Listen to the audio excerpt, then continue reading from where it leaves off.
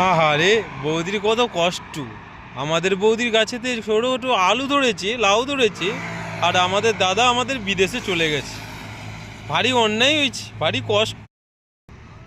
বৌদি আমাদের খাওয়াবে কচি কচি লাউ, বৌদি আমাদের খাওয়াবে কচি কচি লাউ। বৌদি, তোমার বাগানের লাউয়ের কত দাম? প্রথমবার ঢোকাতে সবার কষ্ট হয়।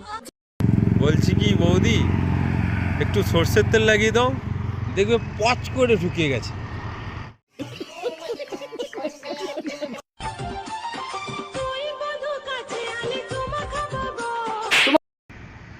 তোমাকে আমি বাংলা কথা বলছি, শোনো বৌদি, আমার ঝাড়ের বাস গাঁড়ে নেবার কোনো দরকার নেই। বলছি কি বৌদি, এরকম হাবাসে ওঠার কি লাভ আছে? দাদাকে ডাকলে পরেই হয়, দাদাকে ডাকলে পরে চুমা ফুমা যা খাবার খেয়ে নেবে। তুমি এরকমভাবে সোশ্যাল মিডিয়ায় এসে তুমি এরকম চুমা খাবো গো, এরকম করে কি চুমা চুমা কি চুমা করছো তুমি এরকম করে? হ্যাঁ বৌদি, তাল গাছে তাল ধরে, তেঁতুল গাছে ভূত।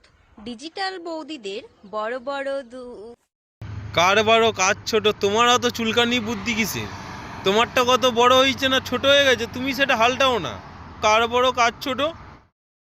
বাঁড়া গাঁড়ে মেরেছে লেওড়া।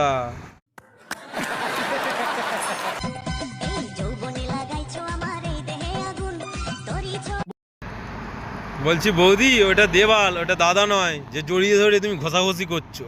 ये बड़ी अच्छी बात कही आप।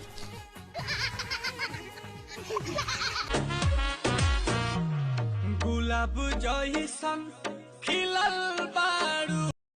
গোলাপ ফুলের গান চালিয়েছে, এদিকে দেখো বগল তুলে চুল দেখাচ্ছে। তাহলে ভাবো আর গাঁড়েতে তাহলে কত তাহলে চুলকানি জেগেছে। বলছি বৌদি, তুমি যা হবে বগল তুলে যা দেখাচ্ছ, তোমার বগলের যা গন্ধ, 100টা গোলাপ জল বগলে দিলেও তোমার গন্ধে যাবে না, তোমার যা বগলের যা সেন্ট। ঠিক আছে, এত চুলকানি আসে কোথা থেকে বৌদি?